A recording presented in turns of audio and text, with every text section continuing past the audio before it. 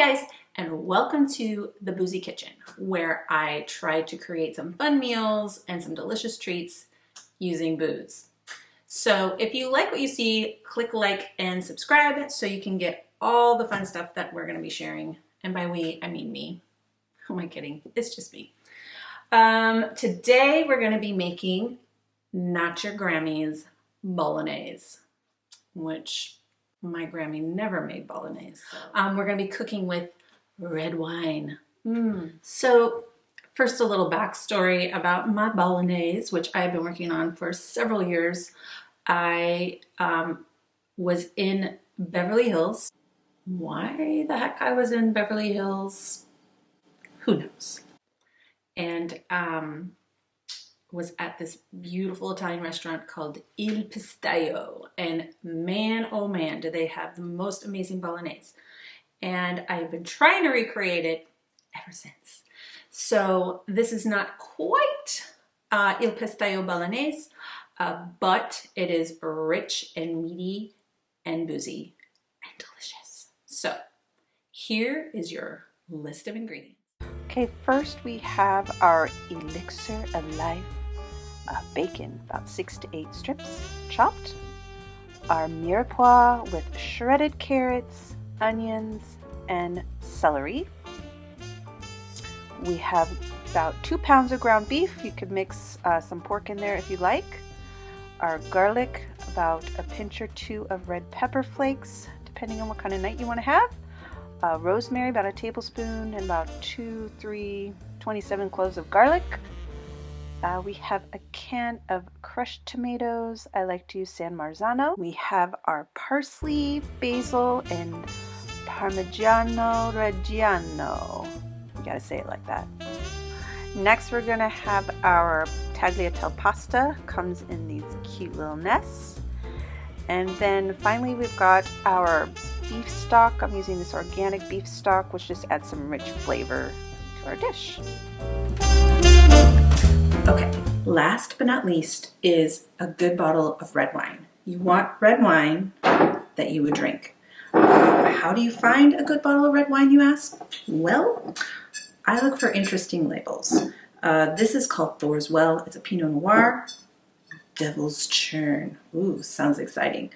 You want to make sure this is wine that you would drink. So don't use that crappy bottle of wine that you got for Christmas last year from Aunt Jillian, still hiding in your closet. So first thing you're going to do, open your bottle of wine because you need to taste it.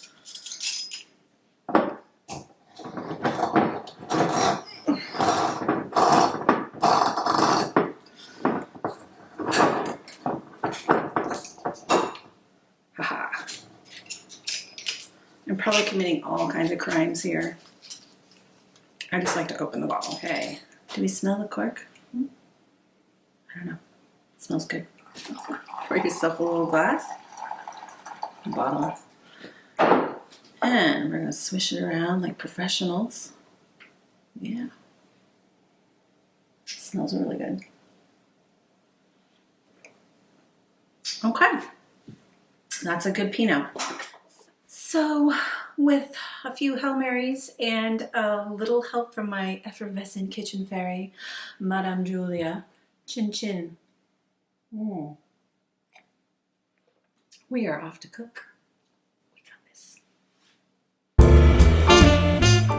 You do know the health department frowns on that, right?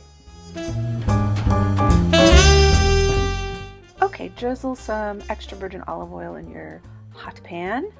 And we're going to add bacon, and we will go ahead and cook this until it's pretty crispy, and then we'll remove it from the pan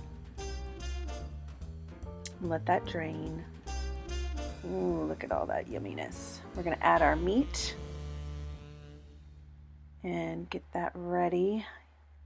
You could also add use turkey, God forbid, or a mixture, ground beef and pork or veal.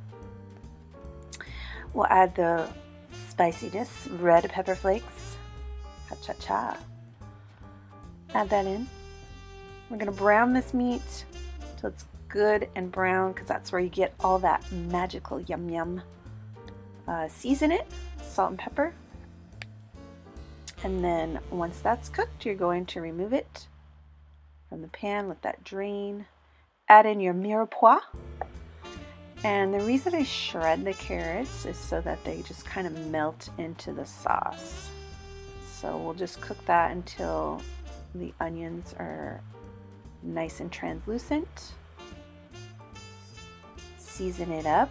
Of course, you want to add those layers of flavor. Okay, add in your rosemary and 27 cloves of garlic. Get that nice and mixed. Time for wine. 1 for me, 1 for my homies. About a cup for my homies. And you want to reduce that till you get a nice rich sauce. Give yourself a good facial here. And then add the meat back in and your tomatoes. And then we're going to want to season that up. And once you get that mixed in, oh my goodness. So good already. Good stir. Here we go, some pepper, some salt. Stir, stir, stir. Oh my goodness, this smells amazing. We're gonna go ahead and add some beef stock, just a splash. You could totally make this vegan if you added vegetable stock, but then you'd have to eliminate the meat and the bacon, I guess. Speaking of bacon, we're gonna add that back in. Oh yes, yes. This just makes everything so much better. Stir in that bacon. Wonderful. So good. Totally essential to stir your bolognese while holding a glass of red wine in your hand. No other way. Okay, we're gonna cover that baby and